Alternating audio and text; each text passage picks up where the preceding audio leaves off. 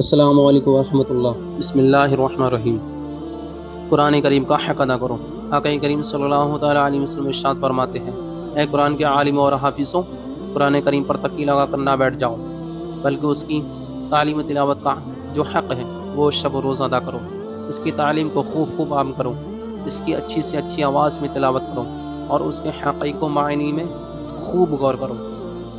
تاکہ فلاح و کامیابی پا جاؤ۔ نبی کریم صلی اللہ تعالیٰ علیہ وسلم ارشاد فرماتے ہیں، مسلمانوں کے گھروں میں ایسے روشن چمکتے چراغ ہیں جن کی روشنی عرش اعظم تک پہنچتی ہے، جسے ساتویں آسمانوں اور زمینوں کے مقرب فرشتے خوب پہچانتے ہیں کہ یہ روشنی مسلمانوں کے گھروں میں ان کی تلاوت قرآن سے ہے۔ روح البیان حضرات محترم، ایک دوسری روایت میں اتنا اور ہے، اس کی تلاوت و تعلیم پر دنیا میں بدلے کی جلدی نہ کرو، بے شک اس کی تعلیم و تلاوت پر آخرت میں بڑے اجر و ثواب کا وعدہ ہے۔ اس حدیث پاک میں اللہ تعالیٰ کے حبیب کا ہم نے علم و حفاظ اور ناظرہ خواہ سے سب کو یہ حکم فرمایا ہے، ہر ایک کی ذمہ داری ہے کہ اپنے علم و لیاقت کے اعتبار سے قرآن کریم کی تلاوت کو عام کرے۔ اللہ تعالیٰ کے پیارے حبیب صلی اللہ تعالیٰ علیہ وسلم نے ارشاد فرمایا، قرآن پر تکیہ نہ لگاؤ، بڑے سے بڑا بے ادب بھی قرآن کا تکیہ نہیں لگاتا۔ اس جملے سے اشارہ اس بات کی طرف ہو سکتا ہے کہ قرآن کریم کی تلاوت و تعلیم سے غافل مت رہو اور یہ تصور و خیال کر کے کہ نہ بیٹھ جاؤ کہ قرآن صرف برکت کے لیے آیا ہے، جیسا کہ عام طور سے گھروں میں خوبصورت جزدانوں میں سجا کر رکھے ہوئے ہیں یا بچی کو جہیز میں اچھی رحل کے ساتھ دے دیا ہے اور سمجھے کہ ہم نے قرآن کا حق ادا کر دیا۔ نہیں میرے دوستوں، قرآن کا حق یہ نہیں، بلکہ اس کا حق تو یہ ہے کہ خوف و خشیت الہی سے اس کی تعلیم کی جائے اور جذبہ و لگن سے اس کی تعظیم کو عام کیا جائے۔ آپ کے پاس کسی دوست کا یا کسی عزت دار آدمی کا خط آ جائے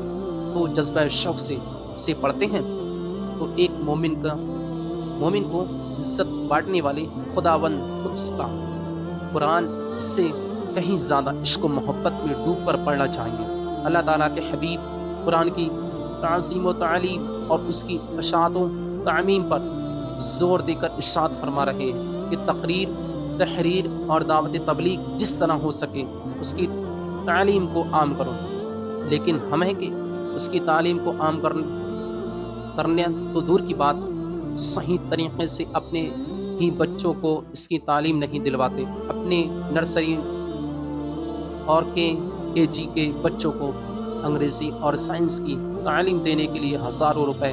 دے کر دو تین ٹیچر رکھے ہوئے ہیں، لیکن قرآن کریم کی تعلیم کے لیے ایک مولوی صاحب کو 100 روپے دینا بہت برا معلوم ہوتا ہے۔ حضرات محترم، میرے دینی بھائیوں، جو تمہارے مولوی یعنی جو تمہارا مولا تمہارے خالق